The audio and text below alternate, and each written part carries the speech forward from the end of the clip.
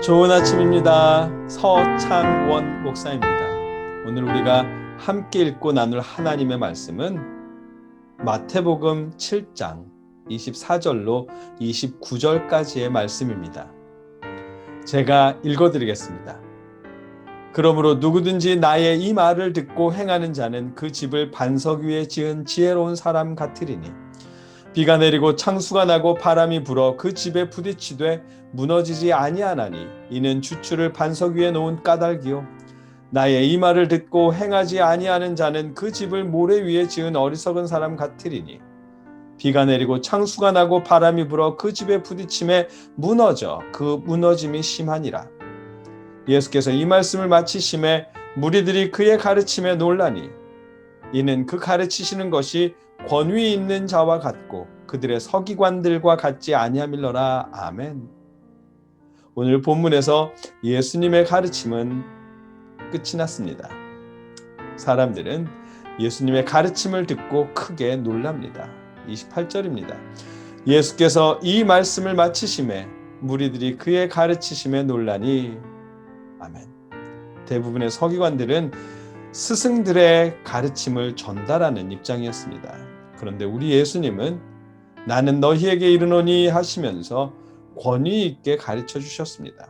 그래서 그 가르침을 듣는 모든 사람들이 놀랄 수밖에 없었습니다.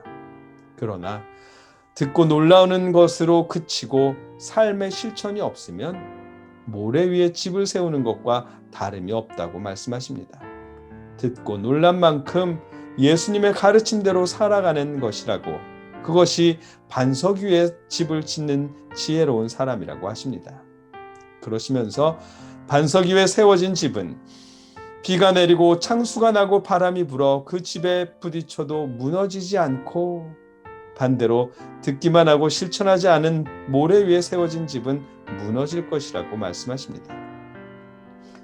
대부분의 주석가들은 비가 내리고 창수가 나고 바람이 불어 라는 이 말씀은 종말 때의 심판을 은유한 말씀이라고 주석합니다. 그래서 반석 위에 세운 집은 종말 때, 곧 예수님이 재림하신 후 세상을 심판하실 때 굳건히 서 있을 것이고, 모래 위에 세운 집은 심판의 때에 무너질 것이라고 주석하는데, 굳이 종말의 때까지, 그때 심판까지 가지 않아도 알 수 있을 듯합니다. 이 말씀을 사랑에 대한 환상에 비유하면 좀 더 잘 알 수 있을 것 같습니다. 사랑에 대한 환상에 빠져 있을 땐 사랑하는 사람이랑 마주보고 있으면 안 먹어도 배부른 줄 알잖아요. 추운 겨울에 공원 벤치에서 200원짜리, 지금은 얼만가, 자판기 커피를 뽑아 마셔도 왠지 소설의 주인공 같고, 사랑하는 사람과 손잡고 해변을 달리면 영화 속 주인공 같습니다. 사랑하는 사람과 결혼하면 행복하게 살았답니다 라는 동화의 해피엔딩이 되는 줄 알지요. 알아서 돈 생기고 자동으로 밥 생기는 줄 압니다. 그거 환상이잖아요. 그 환상이 깨지면 작은 바람만 불어도 위태위태해집니다. 신앙이라고 다르지 않습니다. 간혹 신앙에도 이런 환상을 품는 경우가 있죠. 자신이 정직하지 않아도, 이웃을 착취해도, 성실하지 않아도 큰 소리로 기도하고 헌금 많이 하면 2배로 채워지는 줄 압니다.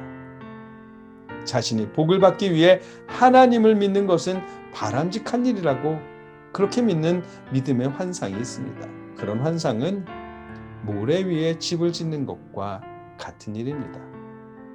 예수님은 산상수훈을 통해 믿지 않는 사람들보다 더 성실하게, 더 정직하게, 더 관대하게 살아야 한다고 말씀하셨습니다. 용서하라 하셨고 이웃을 사랑하라 말씀하셨습니다.